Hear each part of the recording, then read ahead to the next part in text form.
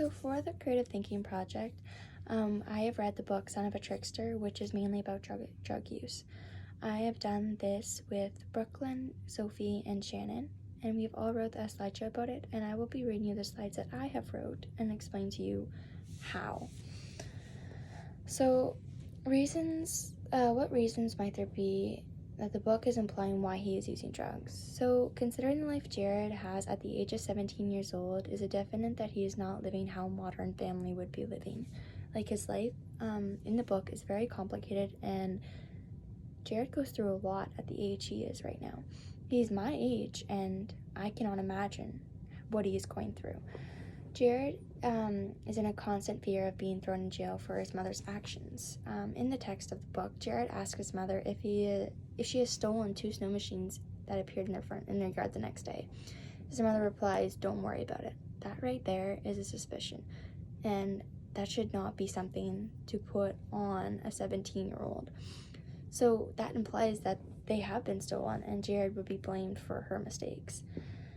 Considering Jared has always had a troubled life, his influence towards drugs might be strong, and he might use cannabis to numb the solution and everything that he's dealt with when he was younger, because he doesn't know how to handle everything. So there are some other reasons, like why other people do it, not just Jared now, but like in the whole world. So other reasons why drugs, so marijuana, is used in the text. Modern society, Aboriginal people be sleazy and lazy. Aboriginal individuals are often portrayed as drug addictions because of the tone of skin they have. There's a stereotype that Aboriginal people are considered bad people, and they're more likely to sell drugs and influence others to do them. This statement is very controversial, and it is definitely not always the cause. So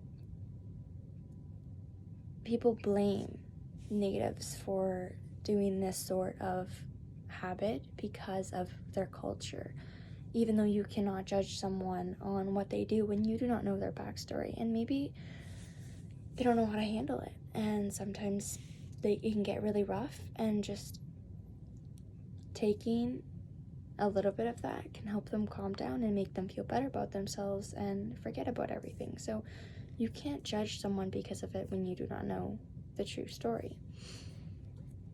And finally, I have some text quotations that I have found in the book that really, how would I say this?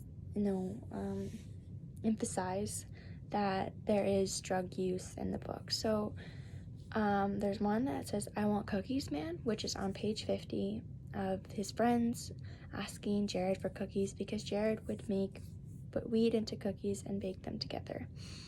"I get half the cookies or half the sales," page 70. Another one of his friends telling Jared that the amount he makes, either he gets half of that or he gets half the cookies that are made.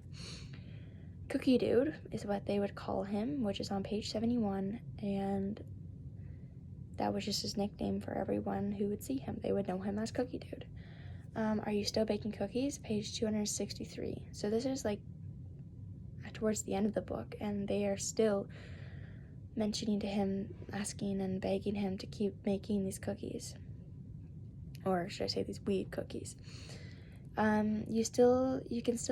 You can have the kitchen and oven if you still continue to make the cookies. This is all true on page 252, which is still closer to the book. So this is what I mean by they're pressuring, because they are telling him that he can use the kitchen and oven to make these cookies, so he won't have to go out of his way to pay for something, to pay for a kitchen to use, to rent an oven.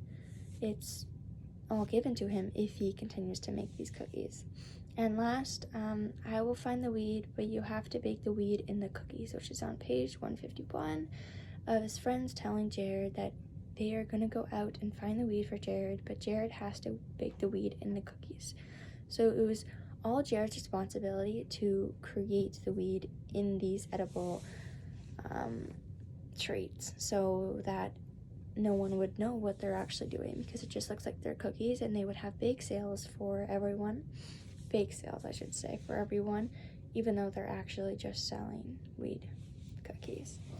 So, yeah, that was basically what my book was about, and I hope you guys enjoyed.